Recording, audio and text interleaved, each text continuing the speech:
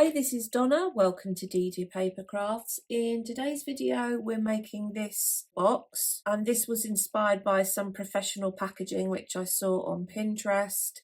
The box is shaped like so at the sides, and the lid opens so that these front flaps fit down in between the sides of the box, and these larger flaps sit in towards the inside. The overall size of the box is 7 inches long, and it's 3 inches at the sides and 3 inches tall, although obviously you can see it's got a shaped front, so it does narrow at 2 inches across. I will also show you in the video how you could make a tray which could sit in the bottom, and then you could put bottles of nail polish or whatever in the box. But I have sized this so it does actually fit coloured pencils and alcohol markers in it. The box is relatively simple to put together, so let's get started. We'll start with the measurements for the base piece, and this is 8 inches by 7 inches.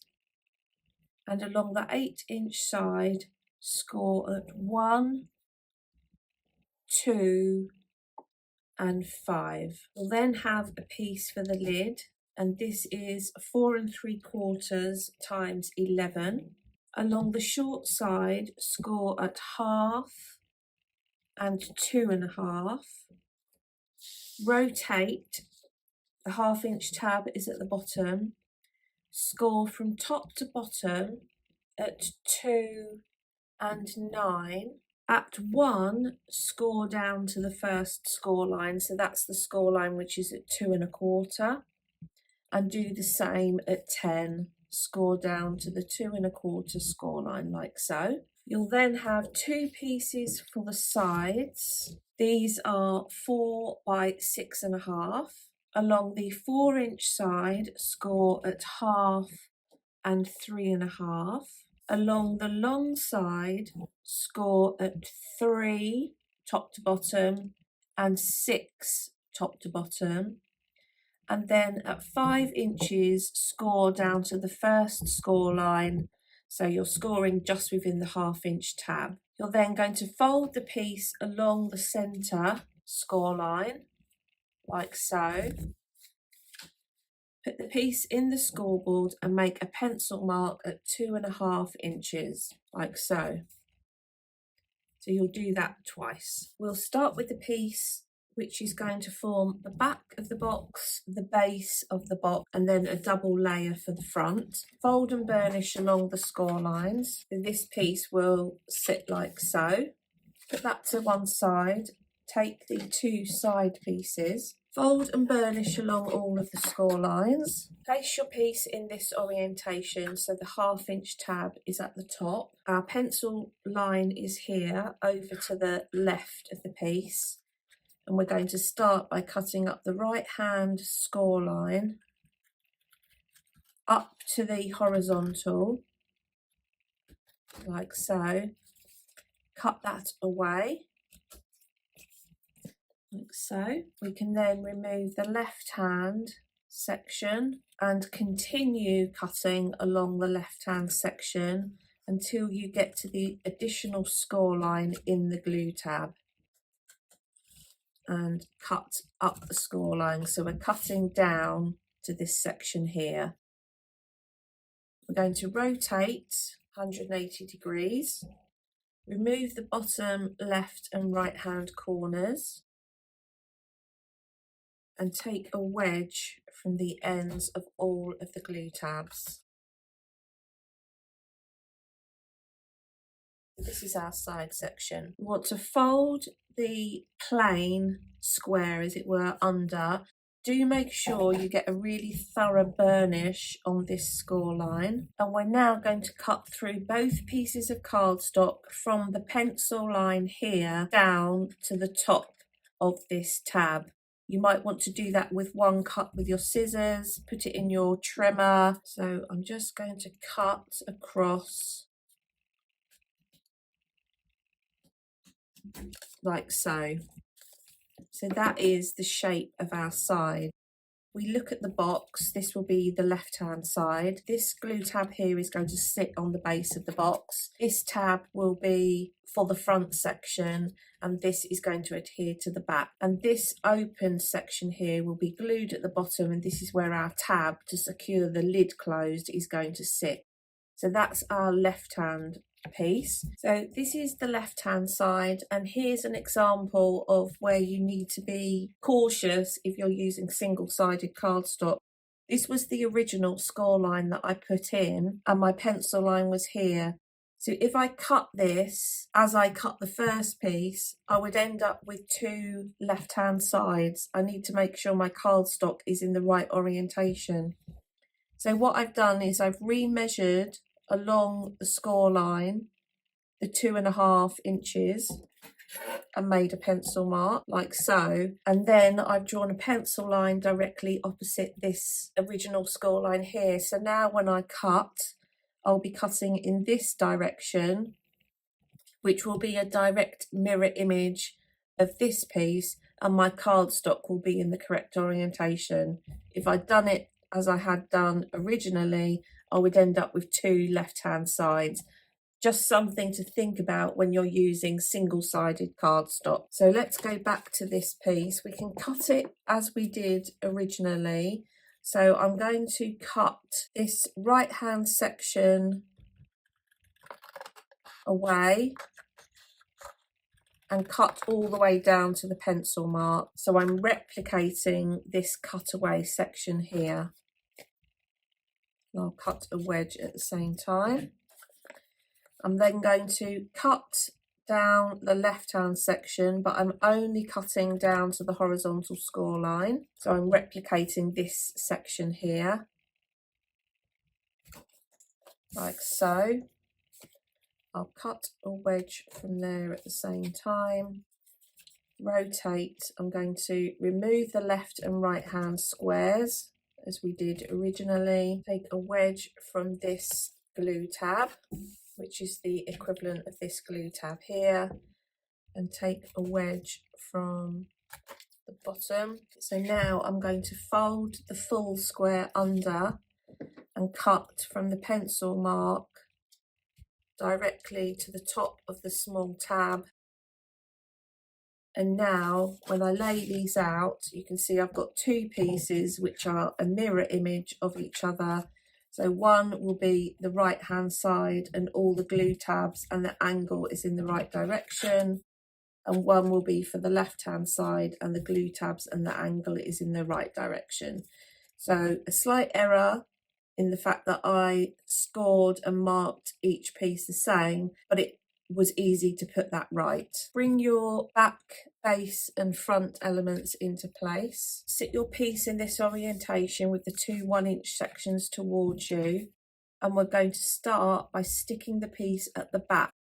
So you want to sit your left and your right hand sections on like so. This is the back tab, and we're going to glue these two tabs into place. We're going to glue the back and then the base. So use whichever adhesive is your preference. So that's that in place. So now we're going to add glue to the base glue tabs and sit that up and into place like so. Fold the sides back and out of the way for the moment and just set that aside. Bring in your lid piece, fold and burnish along all of the score lines. We'll start with the piece in a portrait orientation. I've got the long tab over on the right hand side. We're going to cut up the first score line up to the horizontal like so.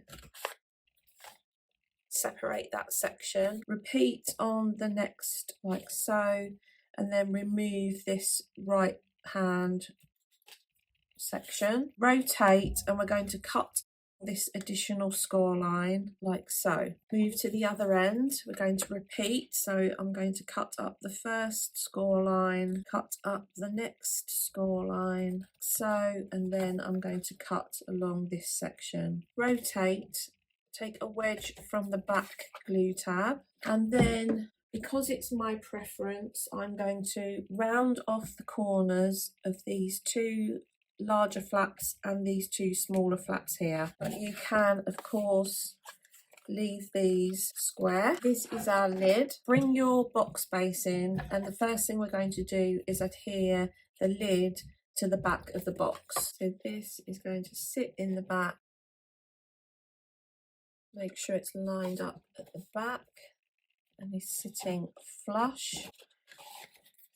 Bend it backwards, make sure the lid can move freely in both directions, and then you can just burnish that down into place. So that's the box lid. Tuck the two larger flaps in and just bring the box down.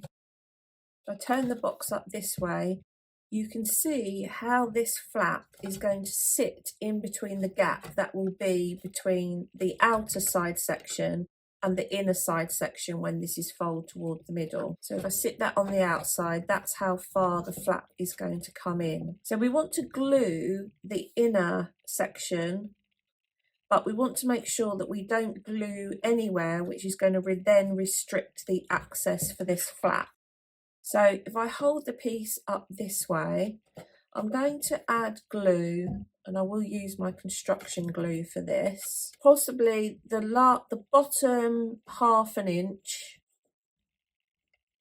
of the internal side, and then along like so. So you can see that I've added enough glue so that this inside piece will be secure, but it's not going to restrict this lid flap.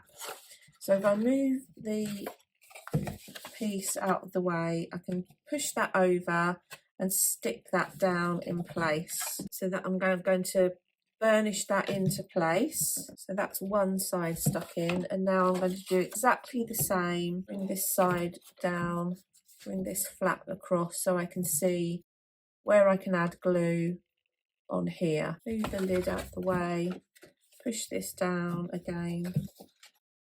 I'm getting my angles here lined up, and then burnish that into place. And if I lay my lid on, I can see my lid is just touching the top of this glue tab here. So all I'm going to do to make sure there's no interference is I'm going to snip down 1/8 of an inch and just reshape that glue tab. I'm going to do the same there. So now we can stick our front into place. So we'll add glue onto these two small glue tabs. And at the same time, I'm going to add glue onto this section. So this is going to come up over the two glue tabs. Make sure it's all lining up at the sides. And then I'm going to fold this front section in to double up, just strengthen that front edge like so. Then I can go in and burnish. So I've got a nice double strength section. The lid comes down, these two larger flaps sit on the inside, and then these two flaps will sit in between the gap between the two side panels, come down, and the lid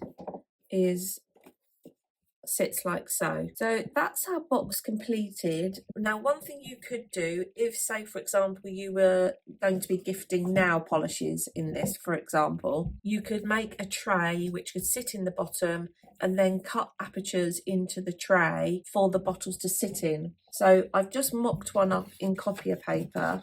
So for instance, you could make something which is going to sit in the base like so. You would cut your 3 holes for your bottles, which were the right size for your bottles, and then your bottles could sit in this tray element.